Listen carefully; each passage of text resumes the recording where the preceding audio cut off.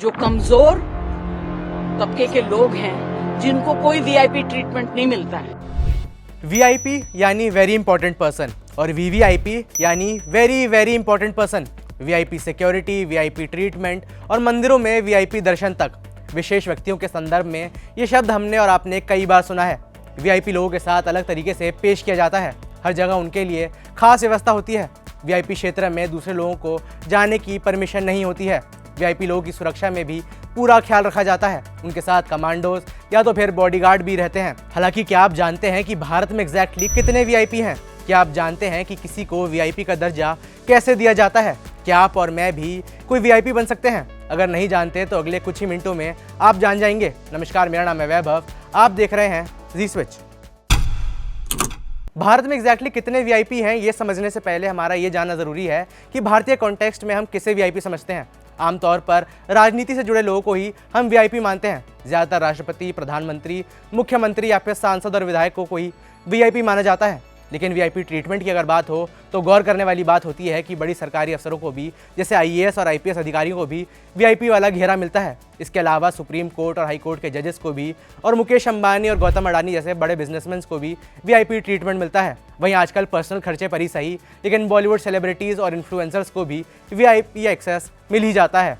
इस सब के बीच इन दिनों सोशल मीडिया पर कुछ पोस्ट तेज़ी से वायरल हो रहे हैं। इन पोस्ट में भारत में फ़िलहाल कितने वीआईपी हैं उसका आंकड़ा बताया जा रहा है। पोस्ट में दावा है कि भारत में फ़िलहाल 5,79,092 लोगों को वीआईपी का दर्जा मिला हुआ है। राउंड फिगर करके बता दूं तो लगभग 6 लाख वीआईपी फ़िलहाल भारत में है।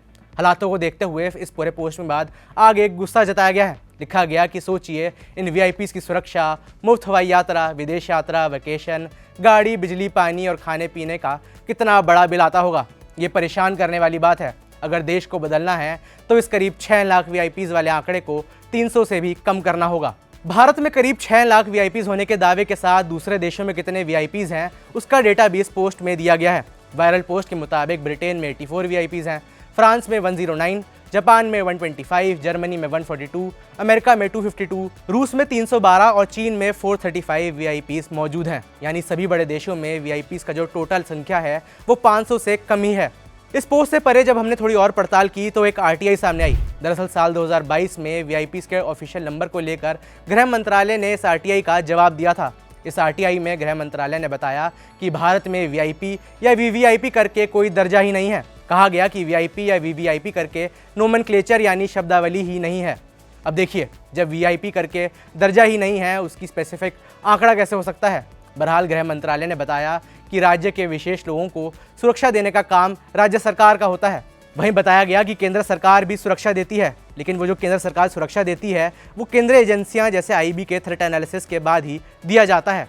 वीआईपी या वीवीआईपी करके कोई सरकारी शब्दावली हो या ना हो, लेकिन देखिए कॉन्सेप्ट तो साफ है। अगर आप ऐसे करके देखें तो भारत में एक्स, वाई या जेड प्लस कैटेगरी की सुरक्षा भी जिनको दी जाती है तो भी पता चल जाएगा कि भारत में कितने वीआईपी हैं। साल 2021 में तत्कालीन गृह राज्य मंत्री जी किशन रेड्डी ने लोकसभा में बताया था कि केंद्र सरकार 230 लोगों को सीएपीएफ की सुरक्षा देती है।